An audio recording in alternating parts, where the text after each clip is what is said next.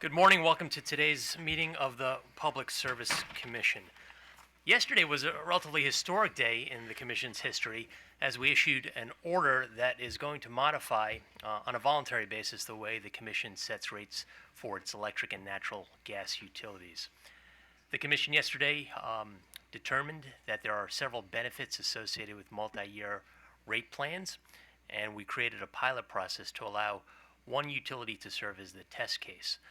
We believe that associated with its benefits include transparency and accountability, both on behalf of the filing utility and transparency-related benefits to the customer. So we look forward to seeing how this pilot process works out over the coming months and years. In addition, we have the phase 2 of the proceeding, which will examine performance-based incentives and how they would be incorporated into any type of alternative form of rate making, namely this multi-year rate plan. So we're looking forward to that. That order was issued yesterday along with a press release, but it took a heavy lift by both the commissioners and, more importantly, by our staff to get this order issued in a relatively short 1 month period of time. So my thanks to the staff. Do any of the commissioners have any remarks on the order? Commissioner O'Donnell. I'd just like to say, Mr. Chairman, that this is a historic order, but I also know that we endeavored with the stakeholders and our staff to try to get it right, and I think that's important. I know people are chomping at the bit to implement what is a historic change in our traditional form of rate making, but I think we've taken a prudent course, and I think it's going to be informative. As we listen to our colleagues from around the country, New York comes to mind. New York said, we endeavored 10 years to try to get this right. And I think that's instructive to us, and we are trying to get it right, and we're trying to do the right thing. So I think that's important to state at the outset. We're trying to get this right as we move forward in a progressive change to the rate-making process in the great state of Maryland. Thank you, Commissioner O'Donnell. We have also a few staff announcements to make today. I'd like to begin by introducing our latest staff member to the Energy Analysis and Planning Division. That's Nan Zhang in the back row there. Hi, Nan. She has a Bachelor's of Science in Finance from Jilin University in Jilin, China, which is in the very northeast portion of the country, just bordering North Korea, in fact. And she has a master's degree in economics from Clemson University, so a tiger as well. Prior to the commission, Nan worked as a retirement benefits analyst for the city of Baltimore, and now she'll be using that expertise here at the Public Service Commission. So Nan, welcome to the commission. Thank you. We also have two additions to our commissioners' offices, so I'll let them introduce. Commissioner Linton. Thank you, Mr. Chairman, and good morning, everyone. I'm pleased today to introduce and finally, after almost a year and a half of searching, LaQuelle Green. She is, some of you may know her from her time working here at the Commission in our Consumer Affairs Division. She was there for about 8 years, handling a number of consumer complaints. She'll be my executive assistant. She's a graduate of the University of the District of Columbia, where she has a Bachelor of Arts degree in Spanish. I don't speak Spanish, but certainly she'll be able to speak Spanish to any consumers that would like to contact me. She's also had a lot of customer service experience as well. So I'm looking forward to having a much more efficiently run office as a result of her time here with me. So welcome aboard. Thank you, Commissioner Linton. Bienvenidos. Commissioner O'Donnell. Thank you, Mr. Chairman. I also would like to introduce my new executive associate, Rosanna Montova. Rosanna comes to us out of college. She has a bachelor's degree in political science and economics, and she is multilingual. She speaks Spanish and writes Spanish. She also speaks Italian and writes Italian, and she has studied other languages, and she's going to be a great asset to us, and I'm very, very pleased to have Rosanna as my executive associate. Welcome, Rosanna. Well, welcome to all these new employees who are almost like the United Nations with at least 4 or 5 languages amongst the 3 of you. As we move to the business component of our meeting today, we have meeting minutes to approve from the January 29th, 2020 meeting. All in favor? Aye. The minutes are approved. Mr. Secretary, the consent agenda, if we have any. There is no consent agenda today, Mr. Chairman. Thank you, Mr. Secretary. The administrative agenda. Items number 1 and 2 on today's administrative agenda are requested changes to the opt-out fee sections of the tariffs of Delmarva Power and Light Company and Potomac Electric Power Company. Thank you very much. This is a continued item from our meeting on December 18th, 2019. I understand that staff has filed a revised buck sheet on January 29th, and the two utilities represented by Mr. Mike Keel filed a response on February 3rd.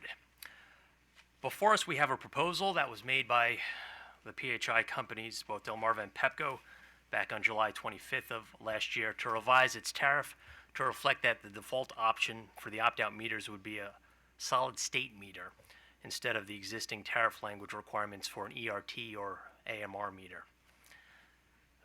The applicant utilities also filed a second proposal to replace the opt-out customers with an existing meter if there's evidence of tampering or theft regarding the customer's meter, and therefore would be replaced by a smart AMI meter. It remains uncontested that currently in the Pepco region, 0.25% of its customers are opt-out customers, and in the Delmarva region, 0.5% of customers are opt-out.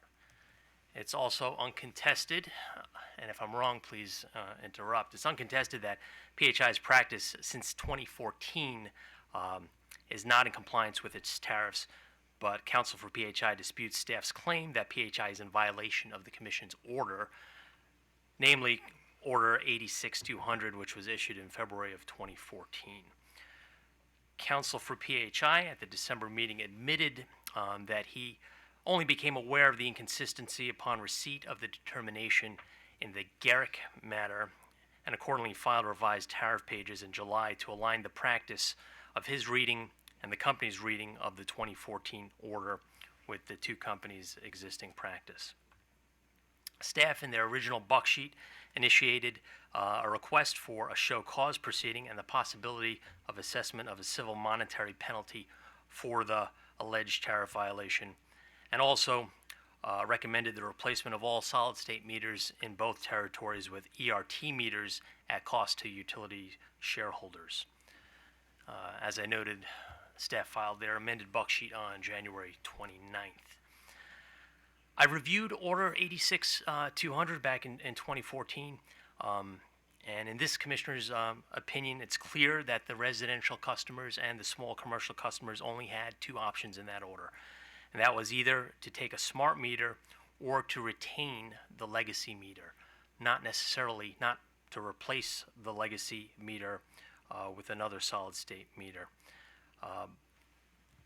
Counsel for the utilities argues that in ordering paragraph number 1 of the 2014 order associated with footnote 119, which let me say I think is a dangerous practice for the Commission to have footnotes associated with ordering paragraphs. Ordering paragraphs are supposed to summarize succinctly what the Commission is ruling in the body of the order. So it's a relatively dangerous practice that I don't foresee the Commission continuing in the future. But in that footnote, we did use the word may, stating that utilities, quote, may install an ERT or AMR meter in lieu of a smart meter. In connection, though, when reading it in total with the language on pages 16 and 17, I do not believe that there's a reasonable interpretation that would permit new installation of solid-state meters in the two territories. Again, it's undisputed that a tariff violation has occurred and the company has accepted responsibility. However, I disagree with staff and don't find that it's warranted to establish an order to show cause proceeding or to consider a penalty in this matter. Therefore, my proposal that I'd like to propose to my colleagues is to reject PHI's request to replace the ERT meters with the solid-state meters in its tariff. I would also propose that customers who already have a solid-state meter may retain them without having to switch to a different meter. But going forward on a prospective basis, only ERT meters be installed when a customer opts out to not have a smart meter at their residence or small commercial business. This practice will be in compliance with its existing tariff, so in that case, no change to the currently effective tariff is necessary with respect to those provisions. Additionally, after reviewing the unrelated tariff language regarding the installation of a smart meter when evidence of tampering or theft is apparent, I do support that provision. So that is my proposal for my colleagues to consider. I would ask for their perspectives, starting with Commissioner Richard.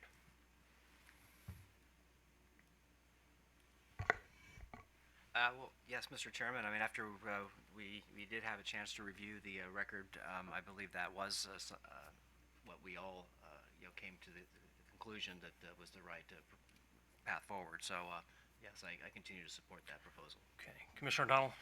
Thank you, Mr. Chairman. I too am supportive of your suggestion to the commission. I think it's a reasonable proposition going forward.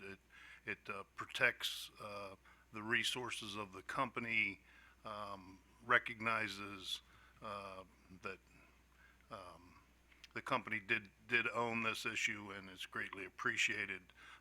But I think it also protects the customers without creating a large uproar due to previous decisions we've made on these issues. And I think it's a reasonable middle ground, and I think it's the right way to go. Thank you. Commissioner Linton. Thank you, Mr. Chairman. I also am in support of that proposal. For those who have been around for several years, they know that the installation of the AMI initiative was a very exciting time here in Maryland, but it also had a number of consumers and other parties that were very concerned about the overall effects and challenges of this new technology. While that particular set of challenges didn't impact the PHI companies as much as other utilities in the state, we've developed a lot of policy that worked well for some, but not always for others. And so I think that this solution for this moment works very well. So I support it. Thank you. Commissioner Herman. Thank you, Mr. Chairman. I concur in the chairman's reading of the order and his interpretation of the order, and I support the solution that is proposed by the chairman. Thank you, Commissioner Herman. Do either staff or counsel for the utilities wish to make any statements before I make a motion? I just have one question that I want to make sure that I get it right this time, because I didn't last time, and I apologize to the commission and the staff for that. So when current customers who have legacy meters, let's say they're analog meters, I want to make sure that when we're taking those out of service because they're at their end of the useful life, going forward from today on, we install ERT meters, correct? That's correct. With that, I have nothing further. Thank you. Thank you. I will make a motion. I therefore move that with respect to the Delmarva tariff proposals, we reject the revisions that were proposed to Schedule R and SGS-S. And with respect to item number 2, the PEPCO proposal, reject the revisions proposed that were proposed to Schedule R and GS. For both items 1 and 2, accept the tariff proposal relating to the meter tampering language appearing in PEPCO's general terms and conditions and in Delmarva's rules and regulations sections of their respective tariffs. The Commission would therefore direct both Delmarva and PEPCO to file clean copies of the accepted tariff revisions with an effective date of February 5th of 2020. All in favor? Aye. Any opposed? The motions are approved. Thank you. Thank you, Commissioners. Item number 3 on today's administrative agenda consists of revised tariff pages from Baltimore Gas and Electric Company, Delmarva Power and Light Company, and Potomac Electric Power Company, reflecting proposed enhancements to public electric vehicle charging station rates and offerings.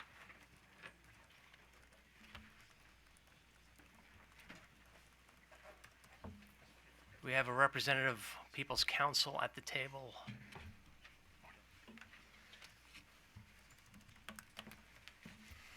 Thank you. This item was also continued from the December 19th, 2019 meeting.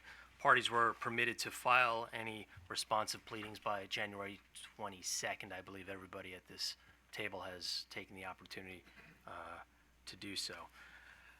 We've reviewed the comments, so we don't need any opening statements. I do have some questions of the applicant. Do we have Mr. Orshaw from Lyft with us?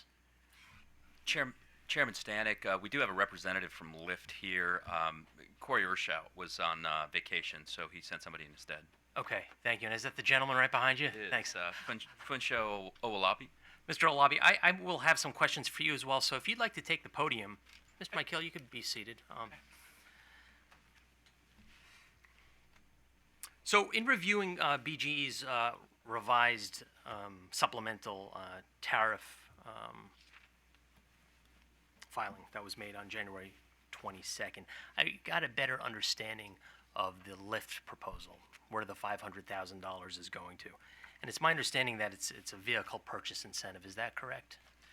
So for Lyft, I think that's how they're going to use it. For us, in an agreement that we would enter into, a teaming agreement, we see it as we're looking for much more out of that agreement than simply, hey, spend these dollars on vehicles and introduce the vehicles. Among the things that we would look for them to do would be participating with us in low-income communities for rideshare driver recruitment, work with us on transportation access fund programs, allow us to include on the vehicles EV Smart window stickers, as well as some leave behinds in the vehicles for education purposes for whenever passengers are in the vehicles, as well as a number of other types of gives as part of this $500,000 that we would turn over. And it would be an up to, again. It would be up to, but everything that you just mentioned, would that be paid for by the $500,000? That would be included in the $500,000 expense. It was my understanding that under the proposal, $5,000 per vehicle, up to 100 vehicles, would be to allow Lyft to purchase the vehicle. Yeah, our understanding was in order to enter into any sort of teaming agreement, that would be their requirements from a financial perspective, and that this, as they explained it to us, they've set that number because that's the difference in cost between replacing a vehicle in their fleet with an ICE vehicle versus replacing it with an electric vehicle. Then where does the money come from for all the leave behinds and the other program expenses? Certainly. So those would be expenses in the normal course through our existing marketing budget with our EV Smart program. So to the extent we need to buy stickers, and leave behind materials have already been developed for the most part, it's a question of including laminated materials. It was Okay. not going to be a huge expense for 100 vehicles. Okay, so that's de minimis. Exactly. The $500,000 would be paid for by BG&E, up to $500,000 to Lyft directly. By the Exelon Joint Utilities to Lyft directly. And the $500,000 would come from ratepayer funds, not shareholder funds. That would come from ratepayer funds. That's right. What we don't have the teaming agreement before us. Have you reached an agreement with Lyft? We have not reached an agreement with Lyft. It was somewhat of a chicken and the egg. If the commission gives us permission to enter into the program, then we'll negotiate the agreement. But we won't negotiate the agreement unless we're able to secure the terms that we're comfortable with. Do you have a sense of, and I could ask the Lyft representative, what the proxy vehicle, the electric vehicle, would be for the $5,000 that would be applied against the purchase price? So, I mean, I can offer what Corey and I had discussed in terms of what they had been pursuing in other markets. I think in their initial markets in Seattle and Atlanta, they had used Chevy Bolts. I think they had come to see some of the limitations of the Chevy Bolts as part of those fleets because they can't fast charge as quickly. And so in their rollout in Colorado, I believe they're going with Kia Niros, or one of the Kia EV vehicles, because they're able to fast charge more quickly. And the intent, and maybe this is for the Lyft representative, would that these vehicles would participate in the economy program, not the high-end black car service. Correct. In the cities where you've rolled this out, Seattle and Atlanta, did the public service commissions of those respective states allow for ratepayer recovery for the purchase of these vehicles? Did you have a similar program I think we took lessons learned from the Seattle and from the Atlanta program. In Denver, it was a tax credit that was passed through legislation. I think this would be the first iteration of this type of model. And it's for us, as we start to grow the program, we take lessons learned from each market and we see how we could take those lessons and see how we can grow the programs. Thank you. So it's your understanding that this would be the first instance where utility ratepayers would pay for the vehicle subsidy? Yes, but I can come back to you with more precise answer. Thank you. And currently in the Express Drive program, I imagine Lyft purchases vehicles in large quantities. Is that right? Yes. Do they currently purchase any electric vehicles? No, so right now for the EV program, we have it in Seattle, Atlanta, and we just launched Denver with 200 vehicles purchased there through the tax rebate program. And you're referring to the $7,500 tax credit on the federal level? Yes.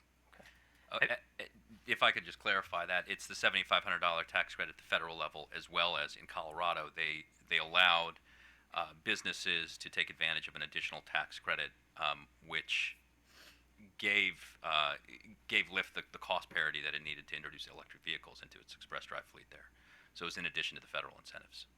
Has Lyft purchased any electric vehicles for its rental fleet, the express fleet, in the state of Maryland? I would have to get back to, but I would say no.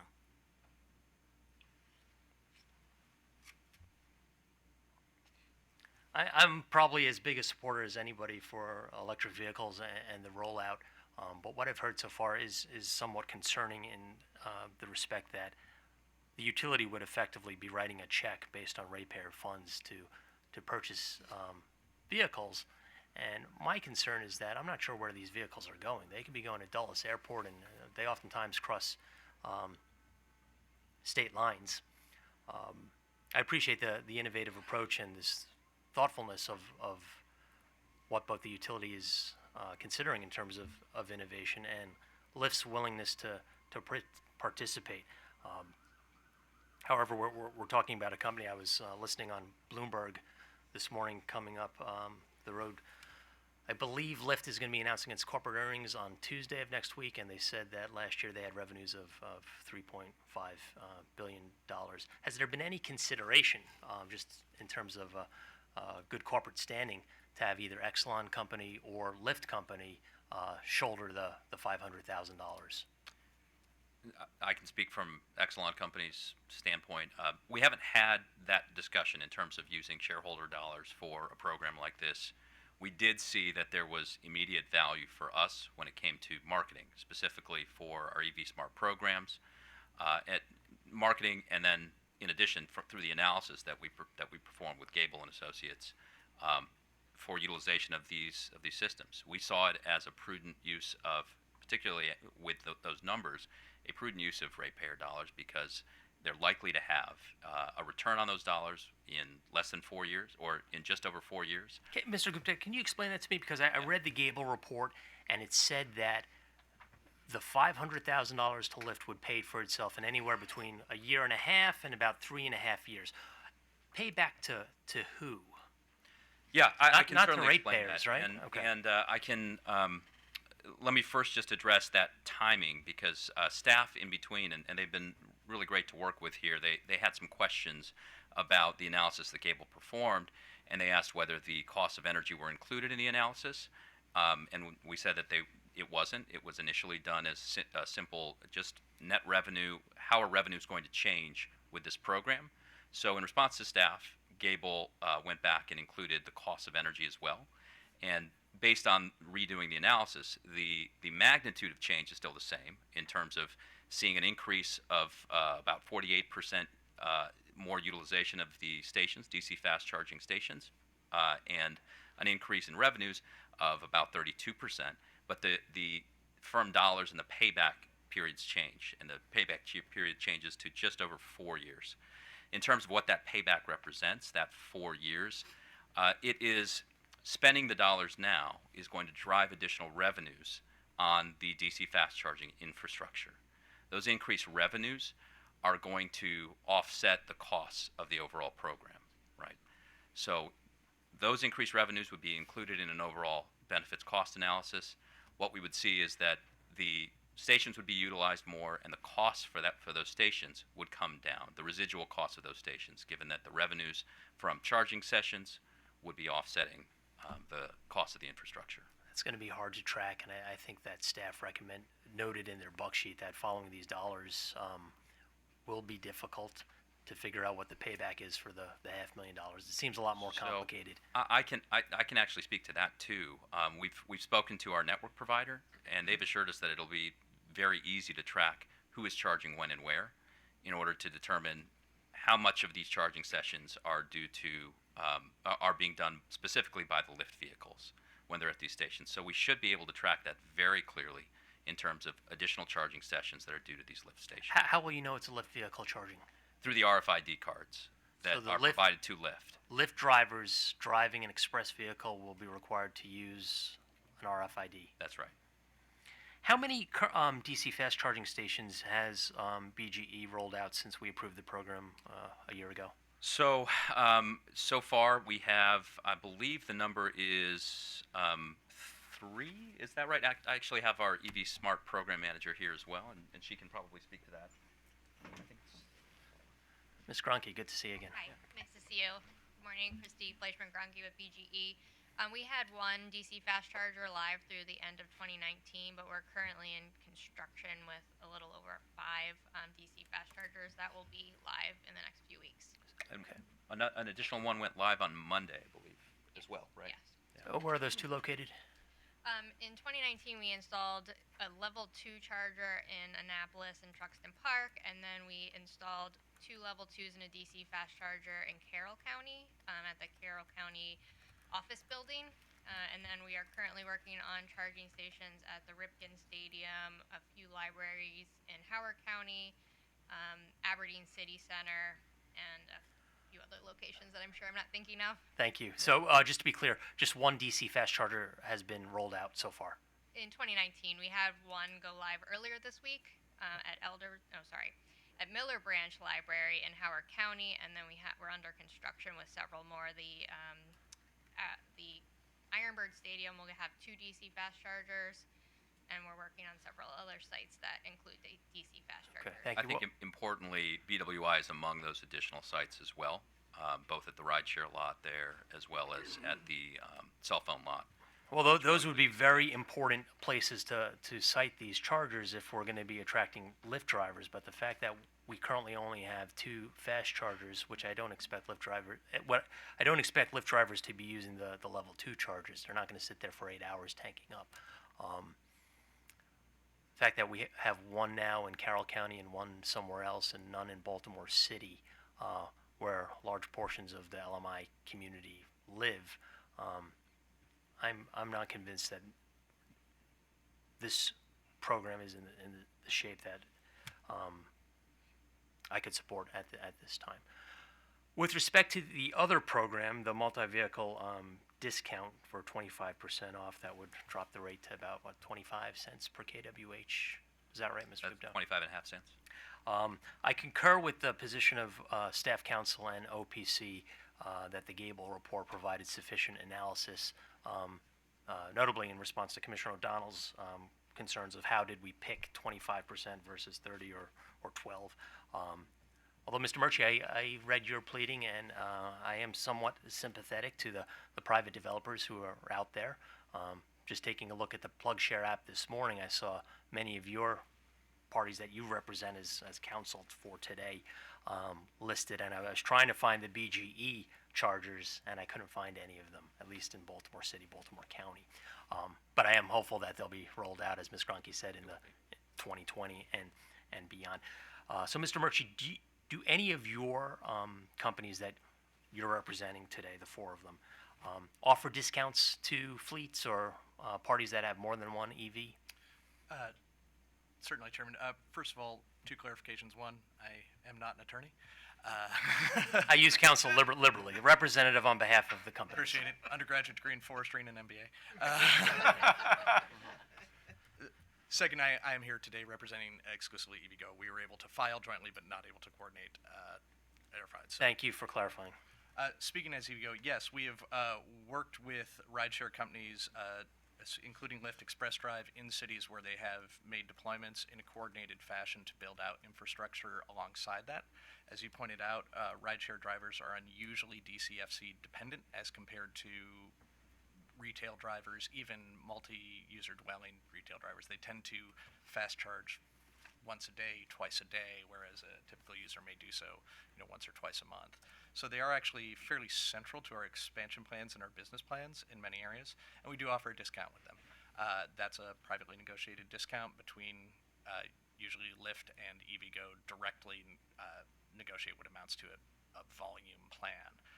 We'd look forward to being able to do the same here in Baltimore. I would mention in terms of our own expansion plans, we currently have before the MEA plans to put in an additional 2 fast chargers at the Safeway up here on Charles Street, as well as 2 more down in Bethesda Row.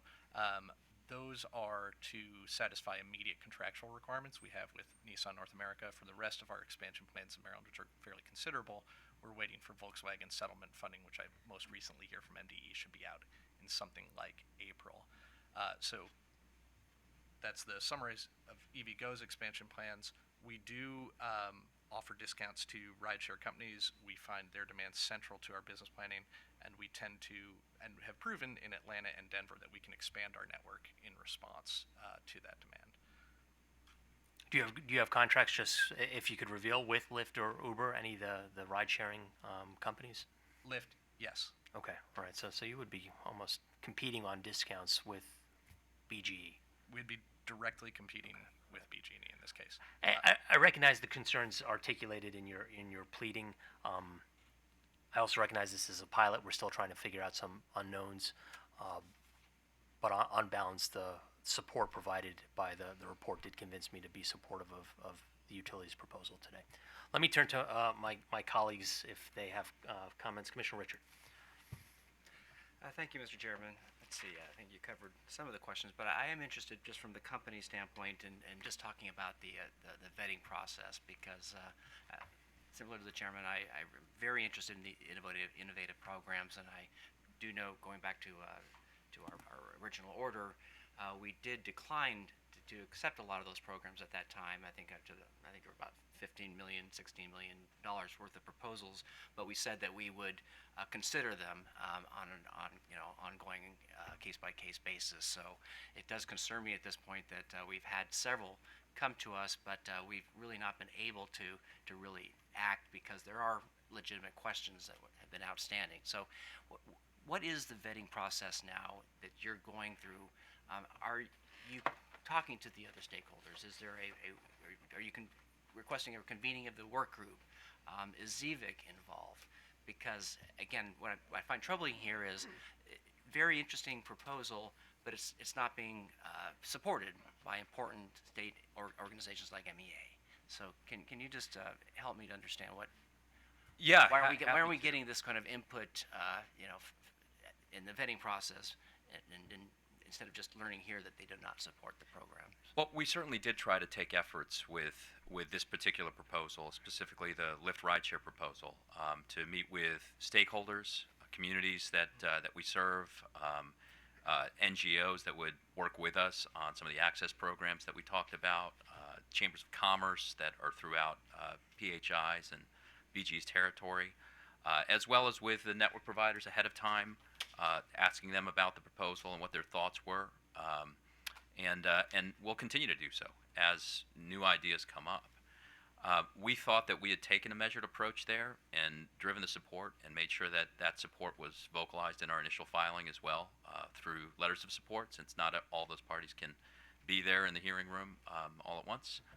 I would say we're trying to be considerate of opportunities where we think that they're going to drive benefits for consumers, including through increasing utilization of the stations that we're being charged with putting in the ground. Because at the end of the day, residual costs are going to be borne by ratepayers if those costs are prudently incurred. And so we're doing everything we can to come up with creative ways to utilize those stations, as well as drive other benefits. And that was one of the things that we saw in this proposal, was that this is a way to not only drive utilization of the stations that we'll be putting in the ground, but to specifically create a use case for those for those communities where we'll be putting these stations in. So it's not just transient individuals. It's not just upper income individuals that can afford a new car, and let alone a new car, but an electric vehicle, and give access to rides and drives for those that are in the limited income communities. And we thought it was a very a unique proposal, actually even differing from, Atlanta and Seattle and Colorado, where they don't have that focus to specifically put chargers in limited income communities and think about very specifically driver recruitment in those neighborhoods. We'll if it is the commission's decision not to support that part of the proposal, we'll certainly go back to the drawing board too. I'll say even with this proposal, we're looking at ways that we can mitigate the costs. So within the last 45 days, and we appreciate the time that we got, the 45 days to provide the analysis and to answer more questions that came up.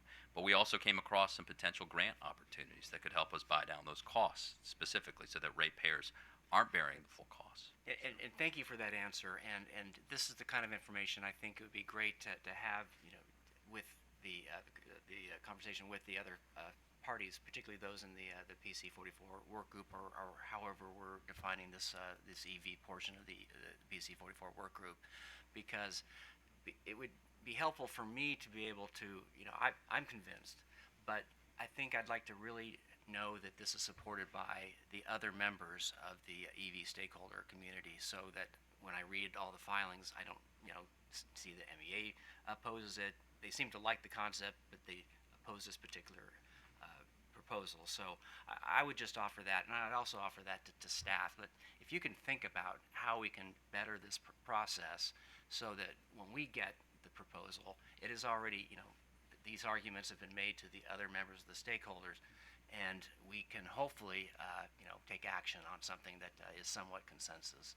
So I would just throw that out as one commissioner's plea, because again, I'm very conscious that we did not take up the innovation portfolio in the original proposal, but we did open the door, but perhaps we didn't provide enough instruction, guidance on how we would then receive those proposals.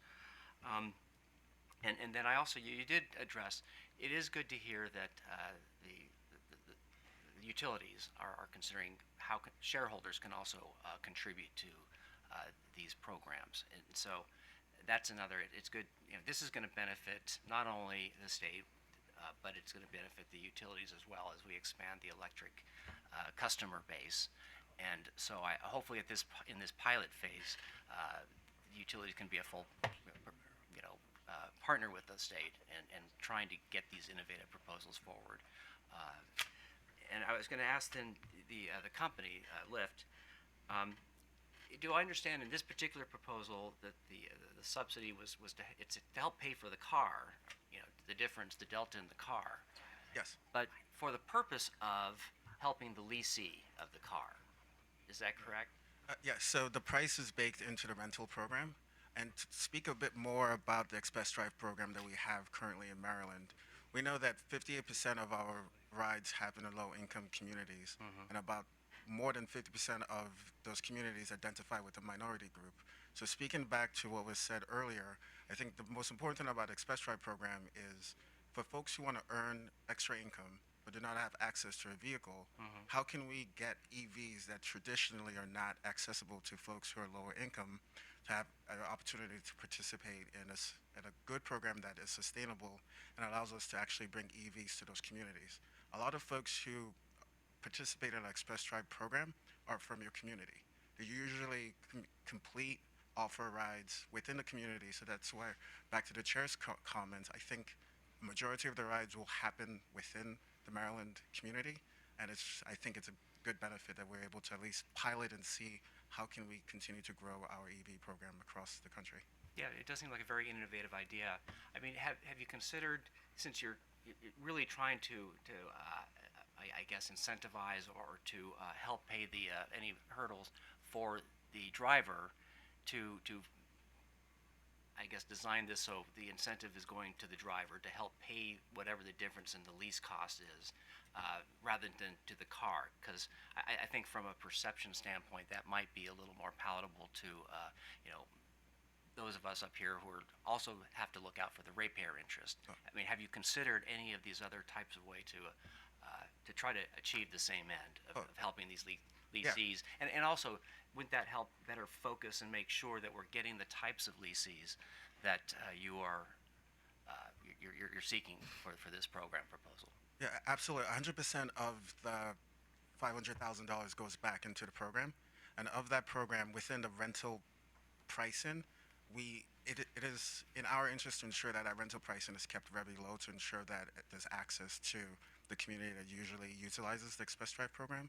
I think there are certainly ways that we can continue to discuss, as was mentioned earlier, to find ways to ensure that the rental subsidy program continues to be low enough where there's no barriers to entry, and ensure that access to those low-income communities continue to grow. So right now, with the initial investment, we're looking at a cap of 100 vehicles, which relatively goes to $5,000 per vehicle, and we'll look for ways to continue to make sure that cost. Yeah, and I understand that. So again, hopefully your interactions so far with the commission have not been discouraging to your company. Not at all. No. And I hope that again, with continued working with the stakeholders, perhaps we can develop a program that will have the necessary support, so that at least I will feel comfortable being able to be supportive at this in my position. So the last question really is to, I guess, EVgo. So at this point, your company is concerned about the 25% discount, and what caught me surprised there is just looking back at the original proposal that we considered before issuing an order, and in that I think we did hear there were concerns, about what would the appropriate role of the utilities, but it was my understanding at that time, the industry, particularly the charging industry, the infrastructure industry, were supportive of the public proposal that was before us, and that was twice as large, really, than what we ultimately agreed to. So, I mean, I just help me reconcile that. Why you're opposed to what we're looking at today, and it seems like what we're looking at today, in the 25% is reduction, is really to help full utilization of the network that we're seeking, what the utilities are building. So why wouldn't we want to incentivize using that, this infrastructure to its full utilization? Yeah.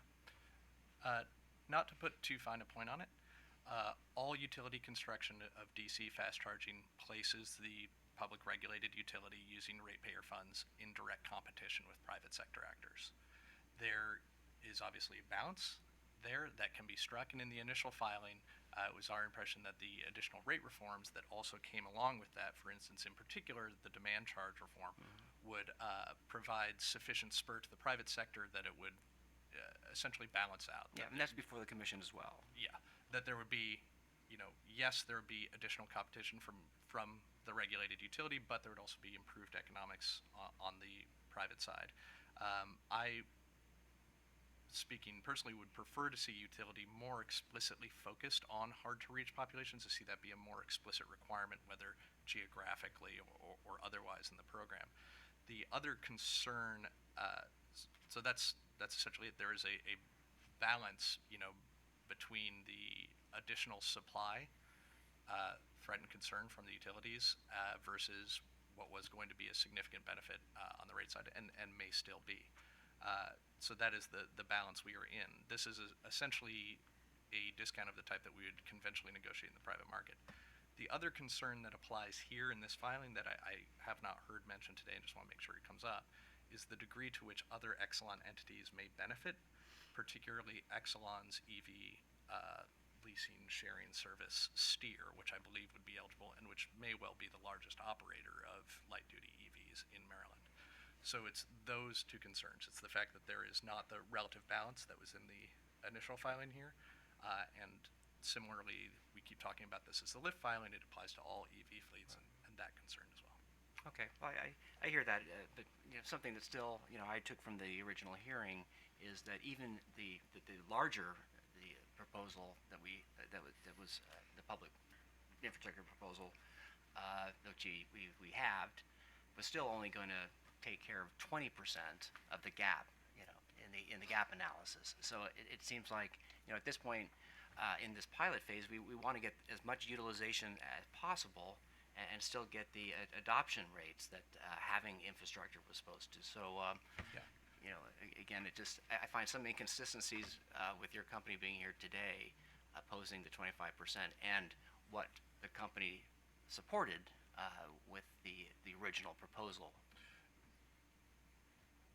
My statements stand about the previous competitive balance. The other thing that I will mention is that generally speaking, EV infrastructure analyses finding a gap that are presented in front of public service commissions, public utilities commissions in order to justify rate-basing assets tend to be very forward dated. So they will do something like look to a 2025 or 2028 target set by an administration or something and say, this is our number of EVs, carry out the math, there's a number of well-supported methods of doing this, and say, for this 2025 number or for this 2028 number, there's a gap in DCFC. We tend to build our network 12 to 18 months in advance, not 60 or 72 months in advance, so we have a different view of that. We do not view a 2025 gap as something that needs to be addressed in 2019.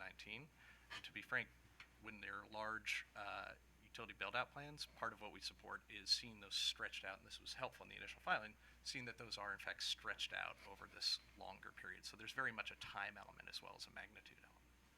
Okay, well, it's only a 5-year pilot, so We believe we're that kind of this under the gun pilot as well, too, represents, so. we believe that Okay. the pilot is a very significant portion of the available market. Okay, well, I appreciate all your answers. Thank you. Mr. Murchie, before turning to Commissioner O'Donnell, Commissioner Richard made reference to the demand charge reform that's underway. Can you give us a status update since we last discussed this on January 8th, I believe? Yeah, my understanding of state informant was the commission essentially sent us back to do our homework and provide more quantitative analysis. We will bring that to the PC 44 meeting this week. Okay, it should not take a lot of time. Yeah, understood. Commissioner O'Donnell. Thank you, Mr. Chairman. At the risk of stating the obvious, the state of Maryland is committed to 300,000 electric vehicles on our roads by 2025. We're a long way from there. We got a lot of work to do. I appreciate the innovation. I appreciate the thought processes behind the suggestions before us. If we don't continue to support innovation, we're not even going to get close. So I think that's important, and I wanted to say thank you. I also wanted to say I think it's important that you brought back information beyond that's what our consultant told us was the number. I appreciate that. Now I have a rational basis for evaluating that number, and I appreciate it very much. Having said that, I'd like to associate myself with the comments of the chairman. I think you might hear some additional information. There are a lot of subsidies out there. We have the task of balancing a lot of interests, whether it's competitors in the private sector or ratepayers or electric utilities or our environmentalists. Just the number of stakeholders is endless on these issues, and we have to balance a lot of those. That's a very difficult task sometimes. I would encourage you to continue the innovative thought processes, continue to bring proposals before us, but I concur with the chairman that I'm not sure that the $500,000 proposal is ready for prime time, but that the 25% discount is helpful. Commissioner Linton. Thank you, Mr. Chairman. I actually had a question for the group first before giving a general opinion about what I think about what we've got in front of us now. Commissioner Richard had mentioned that this, and I believe a couple of the comments from the parties, specifically MEA and OPC, noted that there had not been an effort to, for lack of a better word, run this through the work group process. Can you give me a little understanding about, so, or for example, why that wasn't done? Is there, I mean, was there some issue that prohibited or prevented that from happening? So I do think there was, there are two issues there. I don't know that it was clear on our side that innovative proposals needed to be run through the work group, one. And two, during the time that we were developing the proposal and before we filed it, The work group was relatively dormant during that period. I think there was some turnover in terms of leadership there as well. I think, Christy, you could probably speak better to that because she's our representative in the work group as well. So we went about reaching out directly to some different parties to have some conversations about the program. Okay, were there comments, or excuse me, conversations held with MEA and OPC at all? I don't recall whether we spoke with MEA. We spoke to staff ahead of filing. We spoke to, as I mentioned, the network providers, the other OEMs that as well that were involved. But I don't know that we reached out to OPC specifically. Okay. How about ZVIC? Was there any effort to discuss this at all? In ZVIC, Christy, did we? No, we did not address this with Vic. Okay. All right. Well, and thank you for that, those answers, that information. I also would associate myself with the chairman's comments from earlier this morning, but I'm reluctant to do so because initiatives like this are important to developing and flushing out our efforts to have a more robust pilot initiative. I mean, we can't cover all of the components and corners of Maryland through the original pilot that we put forward. So these types of creative ideas are the ones that we're looking for. I mean, this is what we like to see, and I think this is a unique idea as well. I would see this happening in not just in Baltimore, but in other parts of Maryland that could also utilize a solution like this. But that would involving other utility companies. It would involve a more of a statewide look at it as opposed to something that's more regional. And I certainly commend the company for taking the first step and working with LIFT to bring it forward. But this is a statewide initiative. We are looking to the 300,000 goal for our electric vehicles is a statewide goal.